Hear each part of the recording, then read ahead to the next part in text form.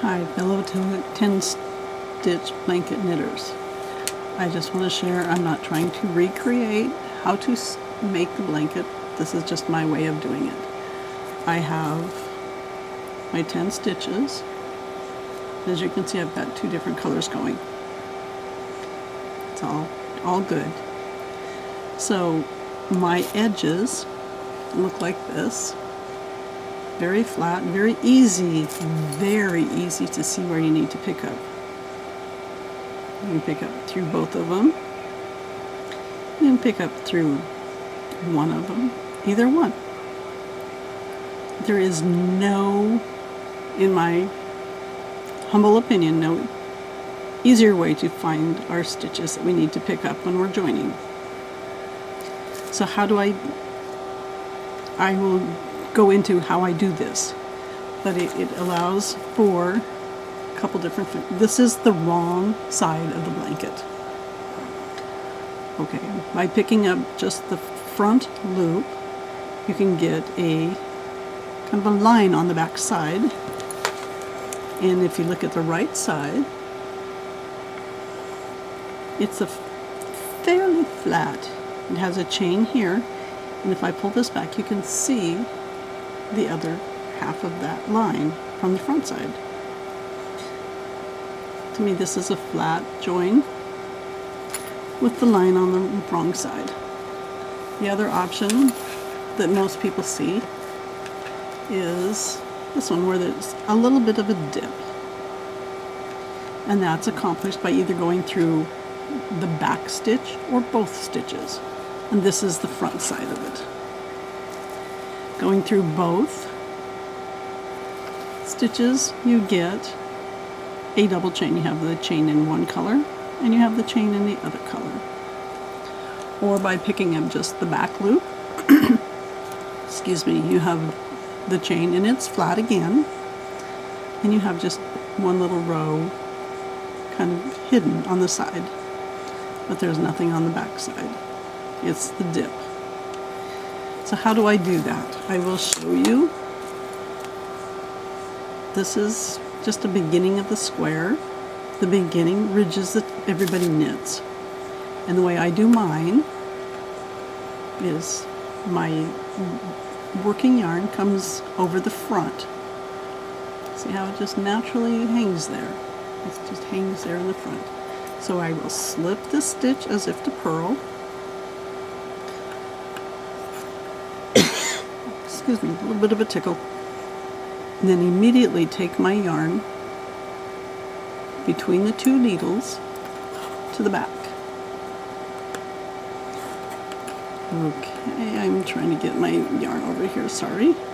I will do this a couple different times.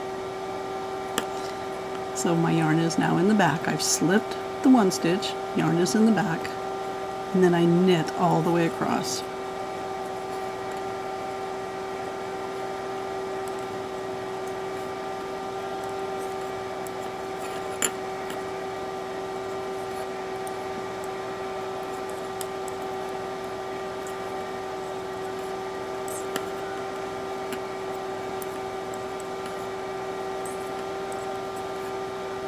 Knit, knit, knit. All the way. Knit my last stitch. Turn my work. And again, my working yarn falls to the front. You see, it just sort of falls to the front.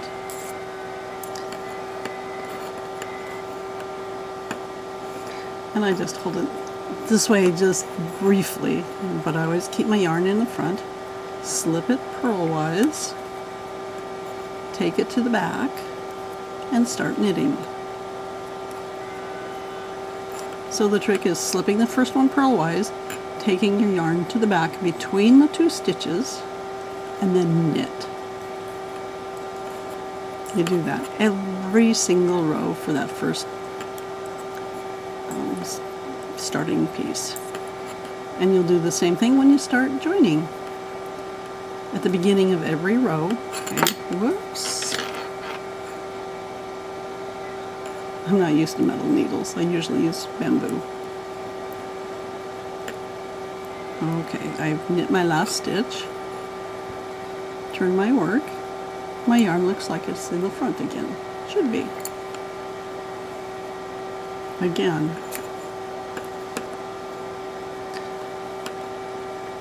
my working yarn is in the front. Slip it like I want to purl it. Immediately take my yarn to the back and start knitting.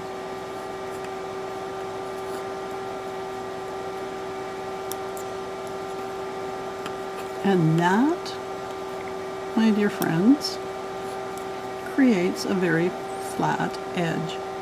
As you can see, there's no little bumps on it, except right there at the very beginning. I haven't figured out how to not do that yet. Okay, so I'm knitting all the way across. My last stitch, I have an extra cut up on there. I knit it. Turn my work. My yarn looks like it naturally wants to fall in front, and it should. So I keep my yarn in the front. Slip that first stitch. Take it to the back. And start knitting.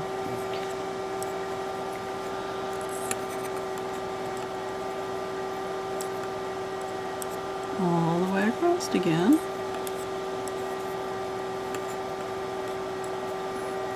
Okay, there. Okay, I think you've got it. If not, just replay this whole video. It's not going to change. Knit that last stitch. Turn the work.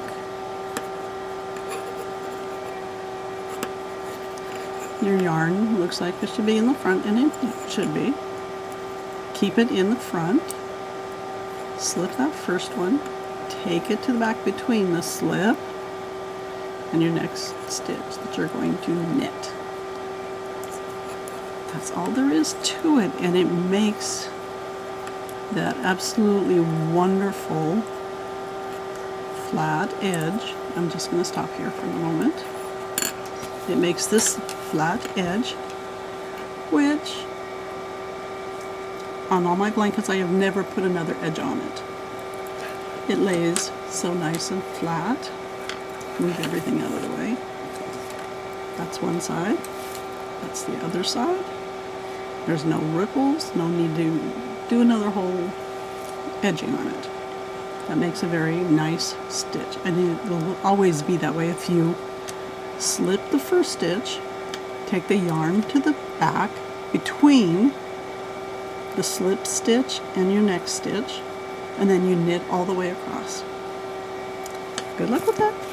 I know you can do it, and it'll make that wonderful, beautiful edge again, and it'll make it easy to pick up these stitches on the join, which I will do in the next video. Ta-ta!